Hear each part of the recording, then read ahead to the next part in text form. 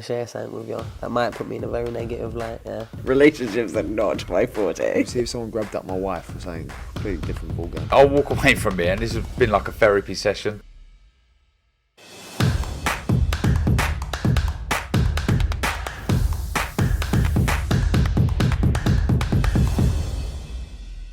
Oscar Bevis, IFL TV, proudly sponsored by the last Dave Coldwell joins me. Dave, thanks for giving me some of your time. I am the last of the day. See how it is. IFL back of the queue after all these years. That's because you keep pissing off. Somebody else sneaks in. That is me. That's my fault. I'll take the blame for that. Yeah, Dave, Jordan, a massive fight for him. A good fight with Kiko Martinez as well. And is it kind of a sign of the place where Jordan's at? Because yes, you can win a European title, yes, you can defend it, you could have had easier defences, but when you look at Guerfi and you look at Martinez, it's not just about the belt, it's showing what level he's at by the opposition. Yeah, you get to a stage in your career where you see what's happening in the division, all the big fighters, and when you have that determination, that hunger and that desire to be amongst those sort of fighters and be in the big fights, you need to start taking those big fights. Now, Jordan's never been one to shy away from the fights. He just wanted activity. He just wanted his break. He wanted the big fights, but just weren't, for whatever reason, things weren't happening for him. On the back of the Guerfi win, which is, catapulted his profile from a promoter's point of view, then they go, oh, okay, right, we can run with this. We've got a story to tell. And we've got a commodity there that we can work with, and so it's helped open up a massive fight against Kiko Martinez, which is not just a European title defence, it's a world title eliminator. And because of the Guerfi performance, the win, the drama, and then the credible opponent in Kiko, if you beat Kiko, that then puts you as a credible challenger for a world title fight. As a boxing man, I know you'll kind of say this, and Jordan said to me, I said to Jordan, he's your enemy this week, but just kind of talking about Kiko, just kind of the admiration for someone who just coming off the back of a world title fight is straight into what for obviously Kiko is a really hard fight in Jordan. Someone who's been at the top for countless years. I can remember watching him in world title fights when I was a kid. I'm getting on a bit now. So yeah, just kind of a little bit on Kiko, and you must have so much admiration for someone who's just, what's this, like fight 56 or something? And the shape of him. Listen, we see a lot of fighters that go on and keep going, and then you see the shape as they're getting older. They get that bit softer look about them. See shape of Kiko. He's still in. He's got the shape of somebody in his 20s. He's in fantastic shape, and that shows you a level of professionalism that he's got, his desire that he's got. I think he's something ridiculous, like 5-time European champion, 2-time world champion, and it's only 2 fights ago. Let's not forget, he knocks out Kid Galahad. That's a big win. And then last time, all right, he gets beat by Josh Warrington, but he breaks Josh's jaw. So that tells you what he still possesses. It's a dangerous fight. It's a real fight for Jordan, but it's a fight where he comes through. Nobody can argue him fighting for a world title. Right, picking this back up before he was interrupted by someone's playlist. So yeah, is there kind of a bit of outside pressure on Jordan from like maybe the casual fan? Because you said it rocketed his profile, the Guerfi fight, and rightly so. But not every fight has that kind of movie style ending. This is another hard fight, and yeah, it's not all going to be kind of like the glamour of the end of that Guerfi fight. There's no added pressure. Maybe that's a dream scenario for Freddie, is that this is another Rocky fight. But ultimately, we kind of know that if you get beat, doesn't matter if it was exciting or not, he's fucked off the back at Q anyway. It's about him winning. This fight can't fail to be an exciting fight while it's happening because of the styles. It will be exciting, but the intention is not to go out there and have another Rocky type fight. The intention is to go out there and win the fight. And the best chance of winning the fight is to make it easy. And how does Jordan make it easy without giving too much away? I know a lot of people, Eddie as well said a fight of 2 halves, but Jordan said to me a fight of 4 quarters. So I don't know. It's quite simple. It looks a simple fight from the outside, like if you know both fighters. It's not simple to do, but what I'm saying is, you've got one man that's great boxing skills and one man that needs you to stand there and have a tear up. So don't stand there and have a tear up with a guy that wants you to stand and have a tear up. So it's quite simple in that sense. The point is, he has to have the concentration it has to have the discipline to stick to it.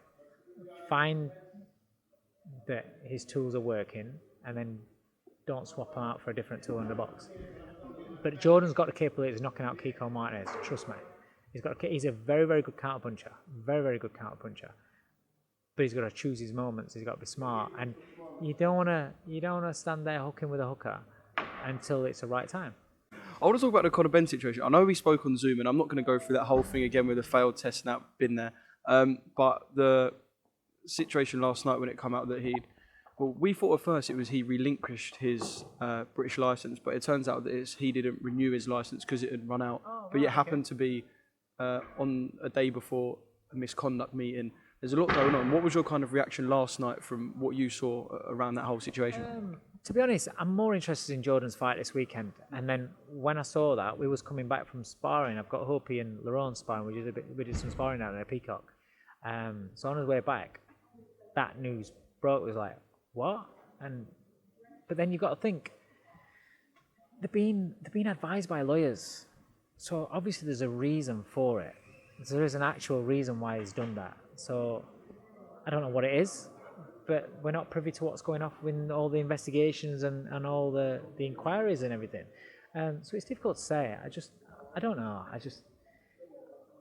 I'm like everybody else. I want the answers, but it's a legal process, so it takes time. And there are things that, Eddie's not allowed to say, Conor's not allowed to say, they're only allowed to say this much, that much. They want to say more, but they can't because they're being advised by lawyers. If you're paying thousands of pounds to lawyers and they tell you to do this and not to do that, you're not going to do the exact opposite, are you? Do you know what I mean? So although it's frustrating and I get it, and it does seem like, but you've got to understand that. And for me, it's just a real bad situation for the sport, for British boxing, because so much good's been happening lately. And you look at, even down to the Shields Marshall fight and how everybody were excited about that and the goodwill that gave the sport. On the back of that, we just had a couple of horrendous weeks. I would rather people shine light on Katie Taylor and Jordan Gill fighting on this show, not against each other, but fighting on this show, and the other guys that are on there. But people want to know what's happening, but we don't know what's happening. We're the same position as everybody else. There's no inside information coming out.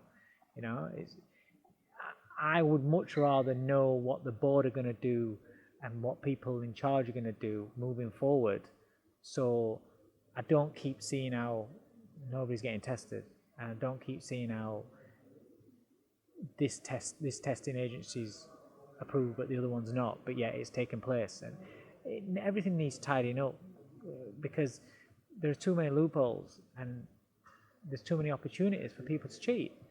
And then there's this talk about contamination and why the fuck is something being contaminated if that's your job, is to be a testing agency and you're being paid about 40 grand or whatever it is. I keep hearing to be brought in. Well, how are you allowing your shit to get contaminated? Because that's ruining a fighter's reputation.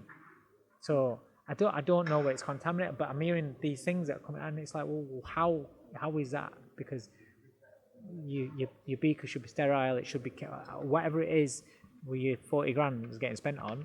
It should be done to a level where there's no case of my piss getting contaminated. If something's been found in there, it's because it's in my piss. Eddie said that with the fans, it's kind of guilty until proven innocent when it comes to a case of doping. Can you kind of see why, from an outside perspective, people it would be guilty until proven innocent? Because this is kind of the one thing. It is the one thing in boxing that's just so frowned upon. That can you see why, be it right or not, with doping offences, it is always guilty till proven innocent, or it's looked upon that way, should I say, by the fans? I can understand that, yeah, but it doesn't help when it looked like a cover-up. It looked like a cover-up because it was like you're just carrying on with the show as though nothing had ever happened, but yet you're aware of an adverse finding. So it looked like, if they'd have turned around, right? If they'd have turned around straight away and said, right, Conor Benn's drug tests come back as a fail, right? Just check, is that right? Yeah, check with VAR or whatever. Yep, 100%. Yeah, it's come back for failed adverse reaction. Yeah, it's only this much, that much, whatever. This has been found. Right. Okay. We got to cancel the show and investigate what this is. If that, don't get me wrong, there's an element of people that are still going to say, oh, it's cheated, it's failed, that's it. There is always going to be that element, that's it. But I think on the wider aspect, it'd be like, well, something's come up. There is a possibility that it's failed. There is a possibility that it's fucking been contaminated. We don't know. That's what we need to find out. But in the meantime, we can't go ahead with this fight. So then you've canned the show. So there's no cover-up. You're investigating. So then there is that element of people that are still going to say, right, it's failed, that's it. But you're going to be looking at, okay, well, they're investigating. That's it. So we'll see what happens. So, but by carrying on and having a public workout and everyone rocking up to public workout as though nothing's happened, when it's obviously, you do know that there has been a drugs test fail, that just made it look like, well, what are you trying to do? Are you telling me that if that story hadn't broke in the Mail, you'd have carried on with the show? So it gives people the option of thinking that it's a scandal, it's a cover-up, and so therefore he's guilty. Because you would only really cover up something that if it's, do you know what I mean? So I think it was just handled wrong, and I think it was handled as a business thing where, oh, we've spent all this money, we need to look at whatever way this show can go ahead because we can't afford to lose the money. Maybe from DAZN, from obviously putting pressure on Matchroom pressure on themselves because they spent all money in build-up. Of course Eubank Jr. is going to want to fight because he's thinking, I'm getting paid 4 or 5 mil, and it's a fight he believes he's going to win anyway.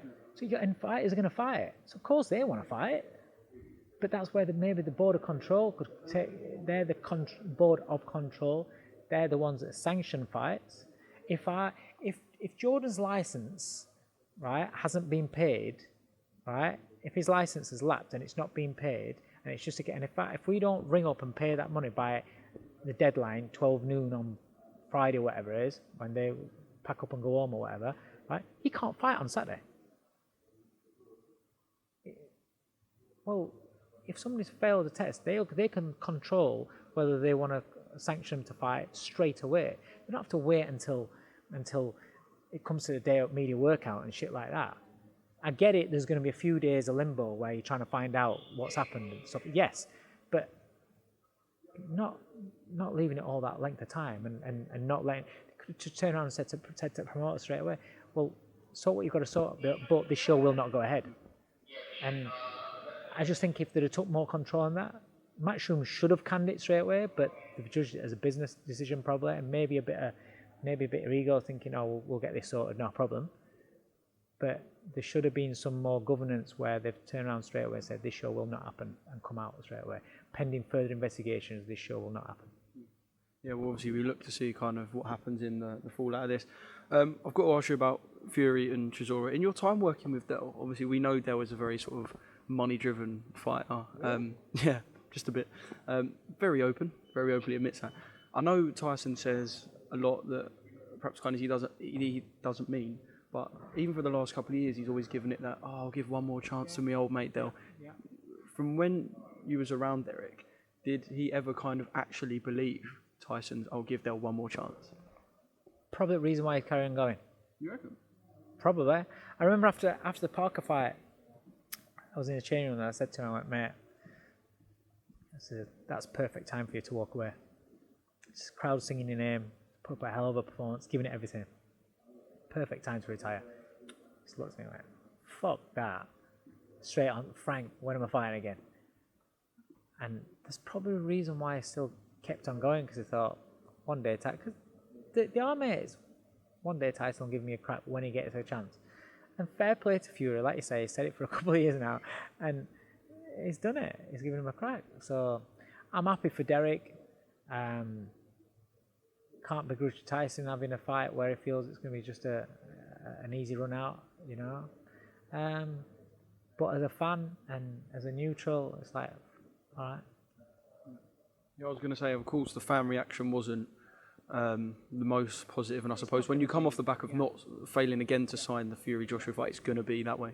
Well, we've gone from Fury Usyk to Fury, talking about Fury Usyk to talking about Fury AJ, and now you've got Fury against a man who's beaten twice before.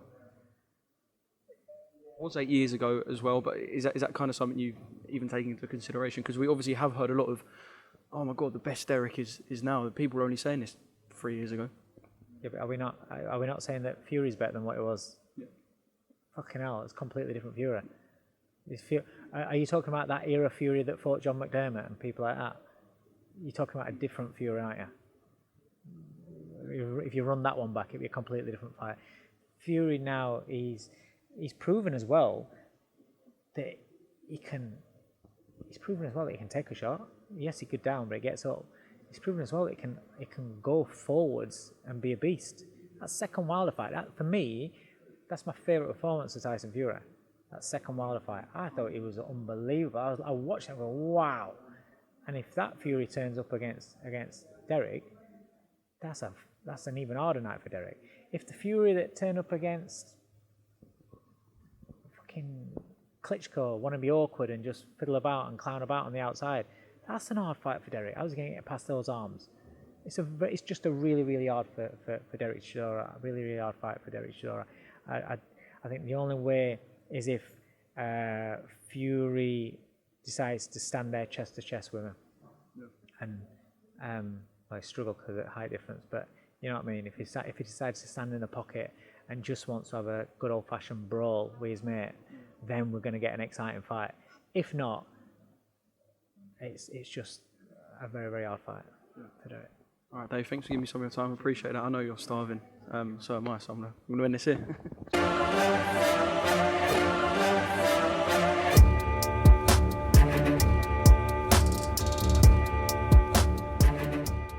I'm going to share something with you. That might put me in a very negative light, yeah. Relationships are not my forte. See if someone grabbed up my wife for saying completely different ballgame. I'll walk away from it, and this has been like a therapy session.